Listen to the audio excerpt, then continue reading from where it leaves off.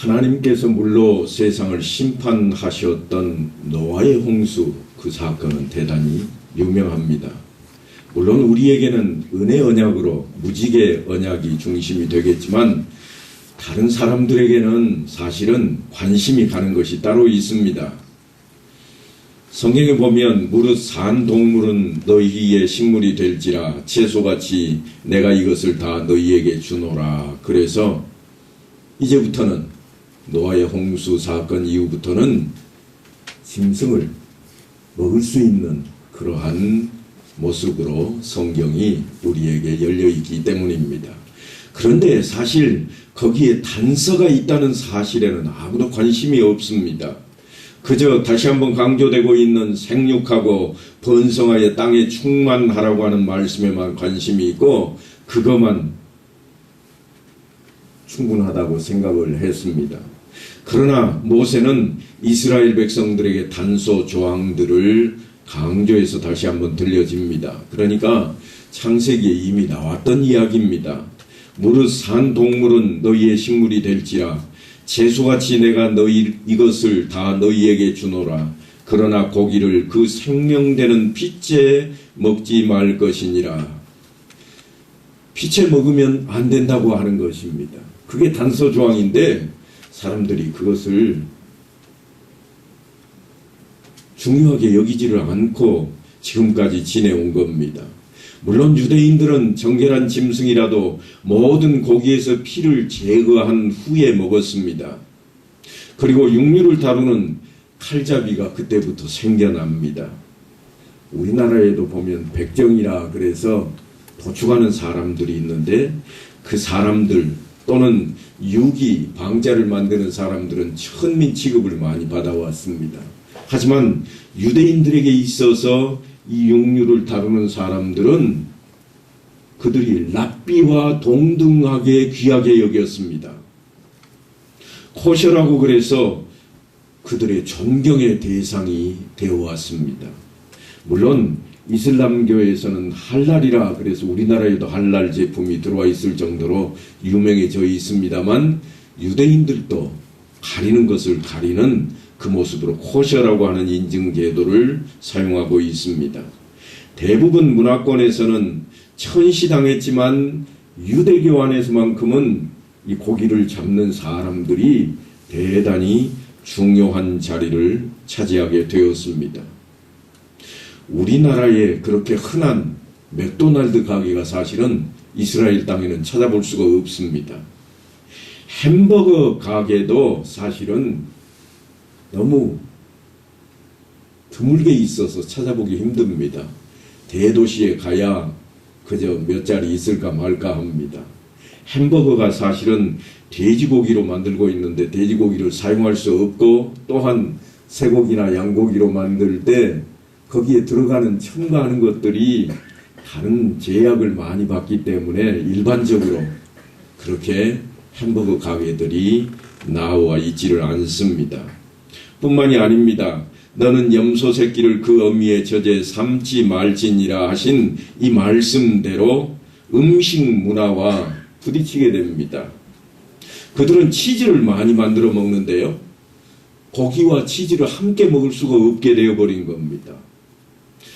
율법에 의해서 고기로 만든 패티와 유제품을 함께 먹으면 안 되기 때문에 그들은 우리가 그렇게 흔히 대할 수 있는 것들을 쉽게 찾아 먹을 수 없는 그러한 모습에 이르도록 만들어 놓고 있는 문화에 충격이 있는 곳입니다. 그뿐이 아닙니다. 음식 이야기가 아닌 다른 이야기도 하나 있는데요. 우리나라의 현대자동차가 세계적으로 유명해져 가고 있습니다. 우리나라에서도 한때 엘란트라 그러면 아이들에게 상당히 꽤나 인기 있는 차종으로 그저 성능이 우수하다는 이야기를 많이 했던 적이 있습니다. 그래서였는지는 모르겠지만 이스라엘에서도 한 딜러가 이 엘란트라를 수입하고자 결정을 내렸습니다. 그래서 수십 대 엘란트라를 수입 허가를 받아가지고 자기의 나라로 끌어들였습니다. 그런데요, 놀랍게 세관에 걸리고 말았습니다. 세관에서 내보내주지를 않는 겁니다. 그래서 왜 그러느냐고, 세금도 다 냈는데 빨리 달라고 그랬더니 금지 조항을 어겼다는 겁니다. 계명을 어겨서 줄 수 없다고 하는 것이었습니다. 무슨 계명에 저촉이 되었는가 하면 하나님의 이름을 망령되이 일컫지 말라 하는 이 계명에 엘란트라라고 하는 이름이 걸렸다는 겁니다. 무슨 말씀인가 하면 엘이라고 하는 단어가 하나님에 대한 히브리어입니다. 차 이름에 엘, 하나님이 들어가서 팔 수 없다, 이렇게 된 겁니다. 그래서 우리나라에 있던 현대자동차 간부들이 급기야 이스라엘 땅을 밟게 되었습니다. 가서 어떻게 하면 이것을 해지할 수 있을까 고민하던 끝에 그쪽에서 조언을 해주는 대로 했더니 어떻게 했는가 하면 란트라라고 이름을 바꾸었습니다. 사실 엘란트라라고 하는 이 차종의 이름은 프랑스어로 엘란이라고 하는 열정, 우리말로 하면 열정이라는 단어와 그 다음에 트랜스포트라고 하는 영어의 그 두 단어를, 불어와 영어를 딱 합쳐가지고 엘란트라를 만들었었는데 다시금 앞에 있는 애를 빼고 란트라라 이렇게 해서 실질적으로 이스라엘 땅에는 지금도 란트라라고 하는 차종이 많이 불러다니고 있을 정도입니다. 이렇게 그들은 계명 지키는 것을 중요하게 여겼습니다. 하지만 우리나라에도 금기사항은 많이 있습니다. 우리가 어린 시절에 이런 말을 들었습니다. 얘야, 문지방 밟고 서지 마라, 복달아날라, 이런 이야기를 많이 들었는데 사실 그렇게 밟고 있다 보면 어른들에게 야단을 맞기도 했는데 정확한 이유는 어른들조차 몰랐습니다. 왜 복이 달아난다는 말이오? 그러면 글쎄 복 달아나니까 밟지 말란 말이야, 이렇게 말했지 왜 복이 달아났는지에 대한 그러한 대답은 하지 못하는 경우가 많았습니다. 그래서 제가 좀 한번 찾아보았습니다. 아무리 뒤져도 그에 대한 해답을 찾기가 쉽지 않았습니다. 그러던 중에 한 책자에서 이런 글귀를 좀 찾게 되었습니다. 뭔가 하면 문지방은 방 안과 방 바깥을 경계짓는 선이라, 경계선이라고 하는 겁니다. 문지방이 훼손되면 바깥에 있던 위험 요소가 안으로 들어올 수 있기 때문에 문지방이 닿으면 안 된다고 하는 것이었다 하는 내용이었습니다. 그래서 그걸 금기시하는 겁니다. 공동체가 자신을 보호하기 위해서 무언가 금기를 설정해 놓고 있는데 그것이 세월이 흐르면서 점점 흐릿해져 버렸습니다. 그저 그거를 하지 말라고 하는 것만 강조되었고 이유에 대해서는 조금씩 옅어져 버렸습니다. 그런데 종교적인 색깔이 입혀지면 더욱 강해집니다. 엄격해집니다. 신정국가였던 이스라엘 신명기 시대에는 더욱더 그랬을 겁니다. 본문을 보면 우선 먹을 수 있는 것은 굽이 갈라지고 쪽발이며 새김질하는 동물입니다. 그것이 기본입니다. 노아가 들었던 명령보다는 조금 더 복잡해졌습니다. 어떻게 복잡해졌는가 한번 보시죠. 노아가 들었던 말은 이런 겁니다.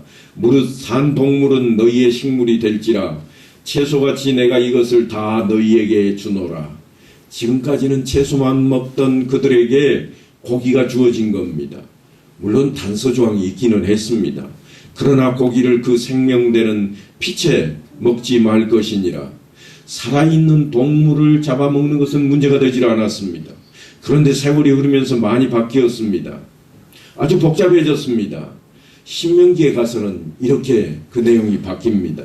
무릇 짐승 중에 굽이 갈라져 쪽발도 되고 새김질도 하는 것은 너희가 먹을 것이니라. 다만 새김질을 하거나 굽이 갈라진 짐승 중에도 너희가 먹지 못할 것은 이것이니 곧 약대와 토끼와 사방.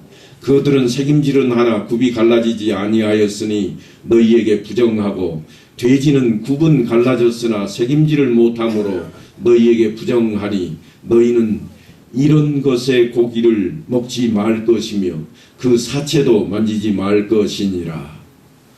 그런데 우리가 이런 구절의 말씀을 대할 때에 생각나는 사건이 하나 있습니다. 어느 날 요바에 있던 베드로가 기도하려고 지붕에 올라갔다가 환상 중에 하늘이 열리는 자리에 서게 됩니다. 그리고 커다란 그릇이 보자기에 쌓여서 내려와서 펼쳐지는데 그때 이런 이야기가 들려옵니다. 베드로야, 일어나 잡아먹어라. 그런데 베드로의 대답이 좀 신통치 않습니다. 주여, 그럴 수 없나이다. 속되고 깨끗하지 아니한 것을 내가 결코 먹지 아니하였나이다. 이게 베드로의 대답입니다. 베드로는 유대인으로서 부정한 음식은 결코 먹지 않고 살아왔던 인물입니다. 그런데 그때 놀라운 말씀을 다시 듣게 됩니다. 뭐라고 그러는가 하면 하나님께서 깨끗하게 하신 것을 네가 속되다 하지 말라 하는 음성입니다. 왜 이런 일이 벌어지고 있는가 하면 그 보자기 안에 보니까 땅에 있는 각종 네 발 가진 짐승과 기는 것과 공중에 나는 것들이 있더라 그랬습니다. 부정한 것들이 가득 채워져 있는 겁니다. 율법에 금하고 있는 것들이 거기에 있었습니다. 베드로가 깜짝 놀랐습니다. 그런데도 환상은 3번씩이나 강력하게 거부하는 베드로를 그의 마음을 꺾어 놓습니다. 사도행전 10장에 보니까 베드로가 본 바 환상이 무슨 뜻인지 속으로 의아해하더니 그랬습니다. 그렇게 거절하던 베드로가 이제 왜 그러지? 하고 다시 생각하게 되었다고 하는 것입니다. 처음에는 베드로가 곰곰이 생각을 합니다. 그러나 그는 돼지고기를 즐겨 먹고 있던 로마의 백부장인 고넬료를 만난 후에야 그 계시가 그 환상 중에 보았던 것이 진정 무슨 뜻을 가지고 있는지 이해하게 되었습니다. 장벽을 넘어 하나님의 마음을 이방 세계에 널리 전하라고 하는 뜻이 담겨 있었던 것입니다. 그들을 하나님께서 받으실 만한 존재로 만들어 놓으라고 하는 것이었습니다. 그래서 베드로가 이렇게 고백합니다. 유대인으로서 이방인과 교제하며 가까이 하는 것이 이 법인 줄은 너희도 알거니와 하나님께서 내게 지시하사 아무도 속되다 하거나 깨끗하지 않다 하지 말라 하시기로.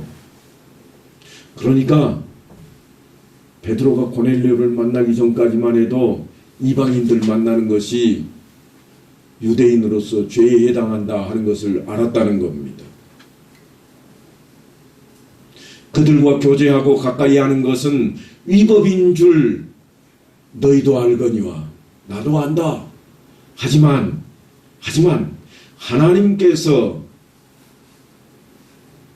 속되다고 하지 아니한 것, 깨끗하다고 하신 것이 그것이 아니더냐 하는 그런 이야기입니다.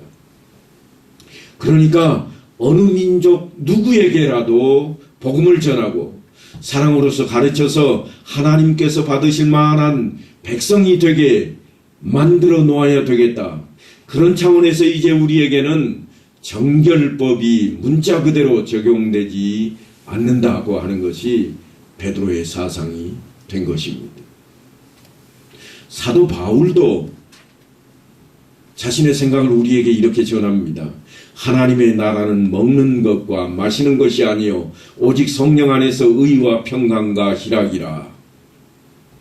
우리가 지금까지는 율법에 따라서 부정한 음식을 먹지 않았었는데 그렇게 여겨왔는데 아니라 하나님의 마음은 거기에 있지 않더라. 어디에 있는가? 이방인에게도 하나님의 뜻을 전하고 말씀을 전해서 그들도 하나님의 나라의 백성이 되게 해야 되는데 있다고 하는 것입니다. 그래서 하나님 나라는 먹는 것과 마시는 것이 아니라 성령 안에 있는 것이라, 영적인 것이라 하나님의 마음을 바로 읽어야 된다는 겁니다. 그래서 오히려 너희는 너희가 하나님의 성전인 것과 하나님의 성령이 너희 안에 계시는 것을 알지 못하느냐고 그 말씀을 기억하고 하나님의 생각을 올바로 붙잡아야 된다고 우리에게 강조합니다. 우리에게 기본이 되는 그 요구는 분명히 구별되는 것, 거룩한 것이요 또한 성결된 모습일 것입니다. 믿는 자다운 삶을 살아가야 되는 것입니다. 하지만 사도 바울은 그 문제를 영원한 생명과 연결시켜서 설명하고 있습니다. 생명을 살리는 길이 무엇인지 우리에게 묻고 있는 겁니다.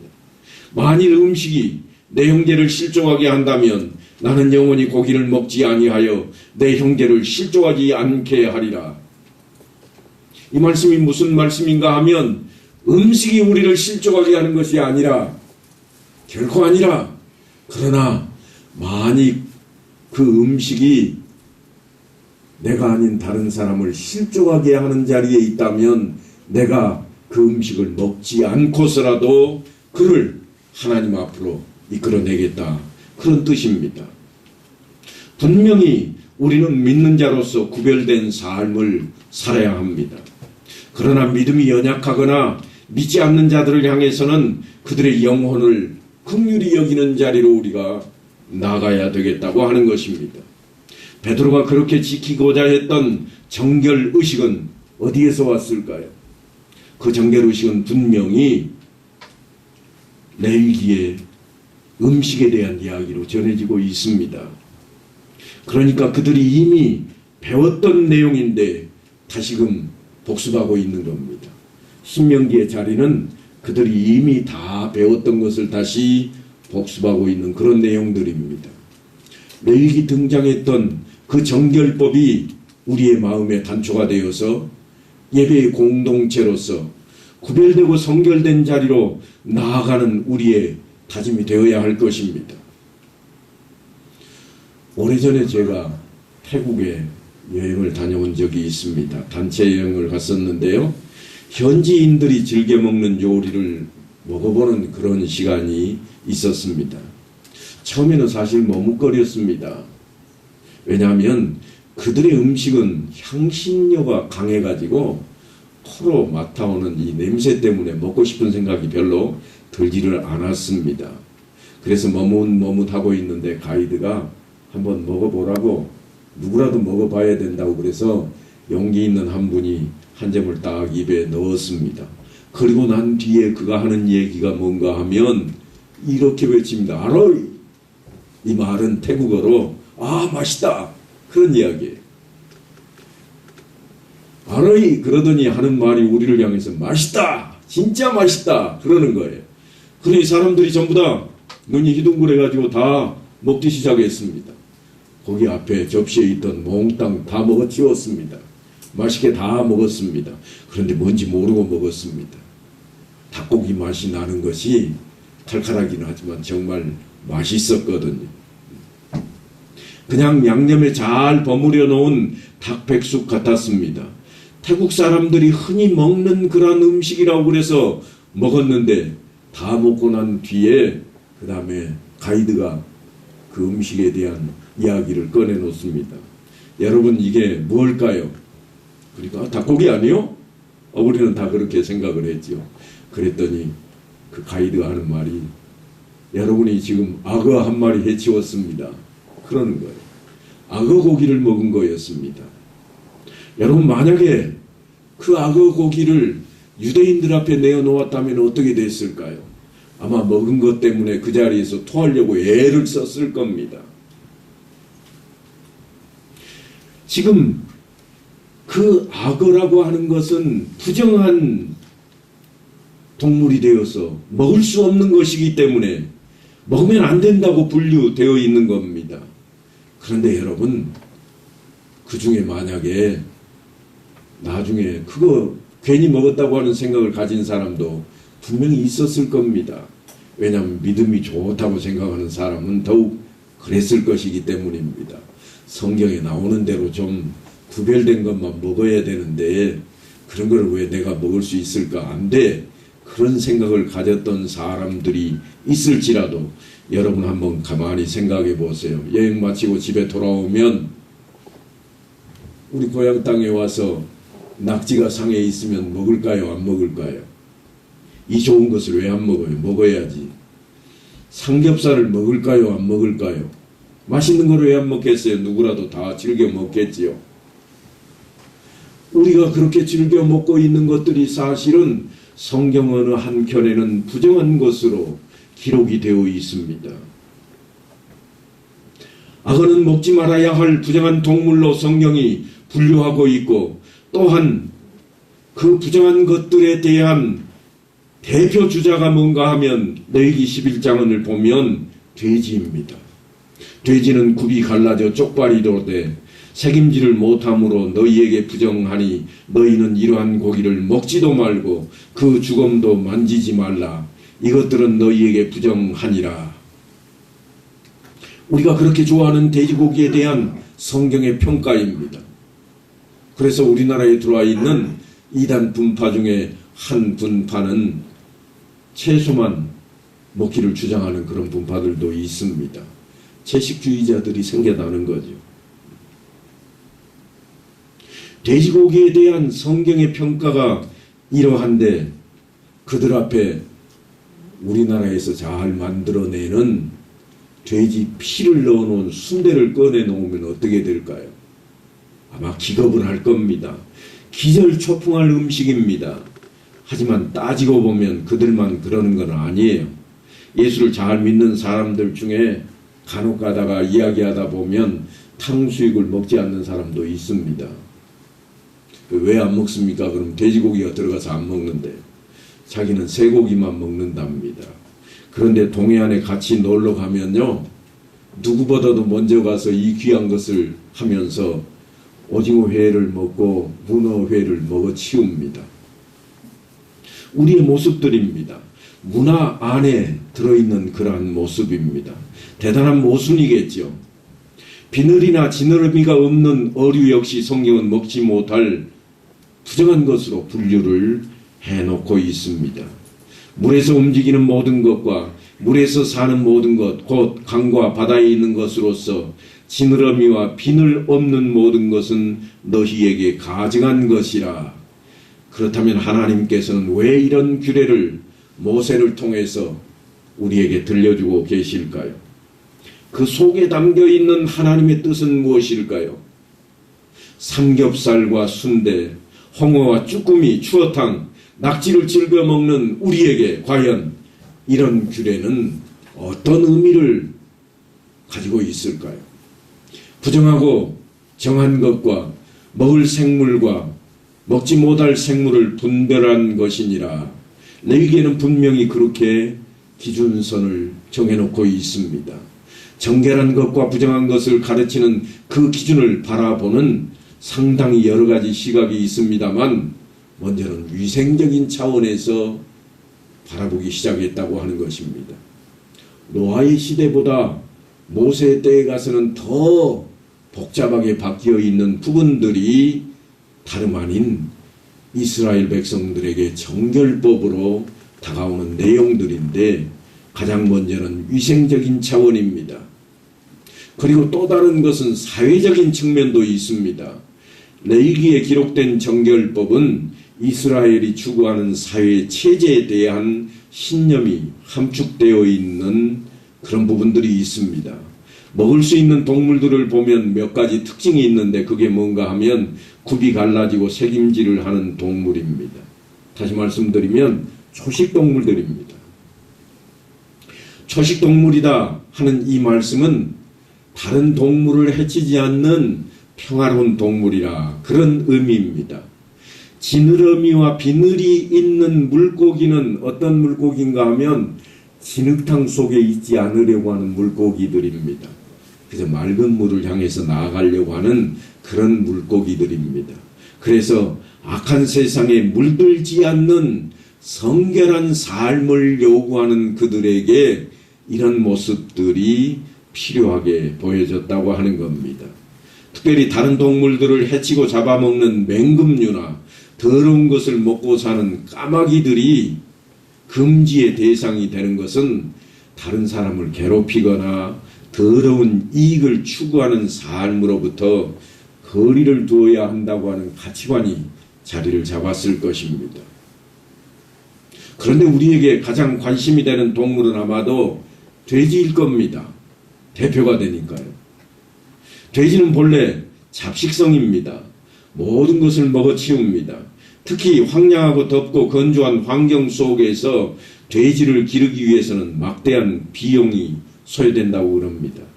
우리나라 돼지 키우는 것과 전혀 다릅니다. 우리는 그저 우리에 가둬놓고 거기에 먹을 거 가져다 두고 키워서 잡아먹는데 그렇게 모든 문화가 집중이 되어 있습니다만 중동 지역에서는 돼지를 키울 때에 혹은 가축들을 키울 때에 방목을 합니다. 언덕배기 하나 잡아가지고 거기에 울타리 치고 그 안에다가 짐승들을 가져다 넣어 놓습니다. 소나 양은 그렇지 않은데 돼지는 그 안에 집어 넣어 놓기만 하면 산 하나를 그저 하루아침에 다 몹쓸 땅으로 만들어 버립니다. 여러분이 잘 아시는 대로 돼지는 땅을 뒤집어 엎잖아요. 풀포기 한 폭이라도 있는 거 다 뒤집어 엎어가지고 못 살게 만들어 버립니다. 그래서 사실은 돼지가 그들에게 도움이 되지를 않았습니다. 소나 양처럼 일하는데 혹은 털을 주는 데에도 돼지는 한몫을 하지 못했습니다. 젖을 짜지도 않았고 가죽도 주지 않았습니다. 단지 부유한 사람들이 먹는 식물로만 사용되었던 것입니다. 그래서 이스라엘에게서는 금기 식물이 될 만했겠다 하는 생각을 가져보기도 합니다. 또 다른 차원도 있습니다. 종교적인 차원인데요. 당시 돼지고기는 이방인들에게도 귀한 것이었습니다. 비싼 값을 치러야 살 수 있습니다. 그래서 자연스럽게 부자들이 이방신에게 바치는 제물이 무엇이었는가 하면 돼지고기였습니다. 돼지를 한 마리 잡아가지고 제물로 바치는 겁니다. 아무나 먹을 수 있는 그런 음식이 아니었습니다. 귀하게 상전들에게나 바치는 그런 음식이 된 겁니다.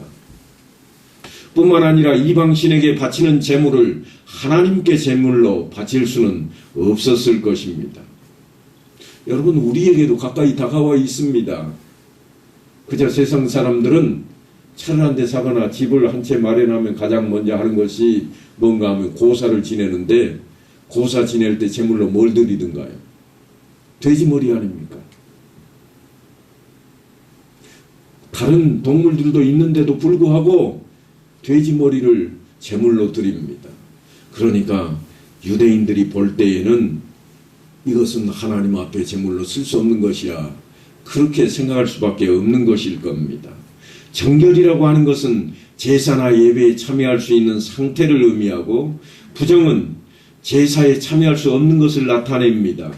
그래서 돼지가 접촉해서는 안 되는 대상으로 취급이 되는 겁니다. 다른 짐승들을 키울 때에는 그러지 않았는데 돼지에 대한 것은 언급이 좀 심각하게 되어 있습니다. 그들이 무덤 사이에 앉으며 은밀한 처소에서 지내며 돼지고기를 먹으며 가증한 물건의 국을 그릇에 담으면서 사람에게 이르기를 너는 내 자리에 섰고 내게 가까이 하지 말라, 나는 너보다 거룩함이니라, 그렇게 말을 한다는 겁니다. 가증한 것을 국물로 먹는 것은 뭐가 있을까요? 우리가 흔히 먹는 오징어 국물, 이런 것들입니다. 미꾸라지, 추어탕, 이런 것들입니다. 그런데 그런 것들이 사실은 당시에 특권층들이 개의치 않고 먹었던 음식들입니다. 그래서 이사야 선지자가 종교 지도자들을 향해서도 그런 이야기를 합니다. 종교 지도자들 중에도 그런 것을 가리지 않고 먹었던 사람들이 있었던 것 같아요. 이사야 선지자의 탄식입니다. 공평이 뒤로 물리침이 되고 의가 멀리 섰으며 성실이 거리에 엎드러지고 정직이 들어가지 못하는도다. 그러면서 이사야 선지자가 그들을 향해서 가증한 것들과 함께하지 말라, 그렇게 외치고 있습니다. 그 이야기를 아주 오래전에 모세가 지금 요단강 앞에 있는 이스라엘 백성들에게 전하고 있는 겁니다. 너는 가증한 것은 무엇이든지 먹지 말라. 본문은 분명히 그렇게 시작이 됩니다. 왜 그런가 하면 성결을 위해서입니다. 하나님 나라의 백성다워야 하기 때문입니다. 사람들의 삶은 의식주로 시작이 됩니다. 그들이 지금까지는 만나를 먹었습니다. 그러나 요단강을 건너가면 달라질 겁니다. 이제는 그곳에서 경작되는 식물을 취해서 먹어야만 합니다. 그러니까 이방인들이 먹고 사는 것, 지금 유대인들이 지금까지 먹어왔던 것과는 전혀 다른 그 이야기를 시작해야 되겠기에 이 말씀을 꺼내놓고 있는 겁니다. 지금까지는 만나를 먹으면 되고 그저 메추라기 먹으면 됐습니다. 하지만 이제는 그들이 접하는 것이 전혀 다릅니다. 그곳에 생산되는 식물들 또한 그곳에서 키우고 있는 동물들을 먹어야 될 것이기 때문입니다. 이제부터는 이스라엘 백성들이 그런 삶을 살게 되었습니다. 그래서 하나님의 뜻을 그렇게도 살피라고 외치던 사도 바울, 그가 우리에게는 뭐라고 그러는가 하면 이렇게 이야기합니다. 범사에 헤아려 좋은 것은 취하고 악은 모든 모양이라도 버리라. 이게 무슨 말씀인가 하면 우리에게 지금 주어진 이야기입니다. 우리에게는 베드로 사도의 보자기 사건 이후로 개신교회에서는 돼지고기도 먹고 또한 비늘이 없는 그러한 물고기도 먹게 되었습니다. 그러한 처지에 있는 이방인의 선지자라고 부르는 그러한 바울이 이방인들이 그런 것들을 다 먹어치우고 있는데 그 사이에서 예수 그리스도에 대한 복음을 증거하던 바울이 하는 이야기입니다. 왜 그렇게 성결에 대한 부분을 강조하고 있는가 하면 너희 온 영과 혼과 몸이 우리 주 예수 그리스도 강림하실 때에 흠없게 보존되기를 원하노라 하는 것입니다. 지금 모세가 이스라엘 백성들을 요단강 건너기 전에 그 앞에 모아놓고 지금부터 너희가 들어가야 할 땅, 저 땅은 하나님께서 너희에게 허락하신 땅이요 너희는 하나님께서 그 땅의 백성을 삼으셨고 이제 하나님께서 통치하실 하나님 나라가 될 것인데 그 나라에서 너희가 살아갈 때에는 구별되어야 되겠다. 성결된 모습으로 하나님께 나아가야 되겠다 하고 외친 것처럼 사도 바울도 우리에게 성결을 강조합니다. 너희 온 영과 혼과 몸이 우리 주 예수 그리스도 강림하실 때 흠없게 보존되기를 원하노라. 먹는 것이 아니라 너희 영혼이 성결되고 구별되어야 되겠다. 그런 차원의 이야기입니다. 주님 앞에 바로 서야 되기 때문입니다.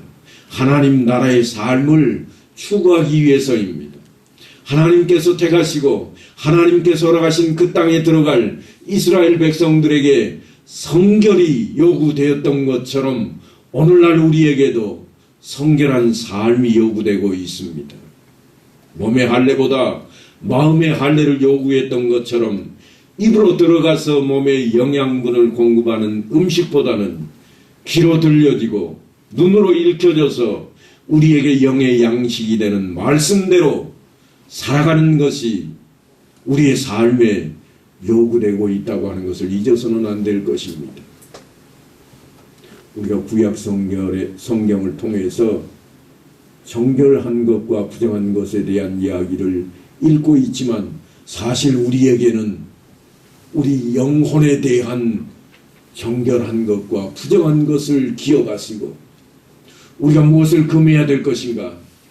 우리가 하나님 앞에 동일하게 서 있는데 당대의 모세 앞에 서 있던 그 백성들과 한 가지로 우리도 하나님 나라에 서 있는 백성들로서 우리가 어떻게 살아가야 할 것인가 하는 것입니다. 바라고 원하기는 성결된 모습으로 성경 말씀 앞에 서고 그 말씀 안에서 살아감으로써 주님과 동행하는 성령의 사람, 하나님의 사람들이 다 되시기를 간절히 축원합니다.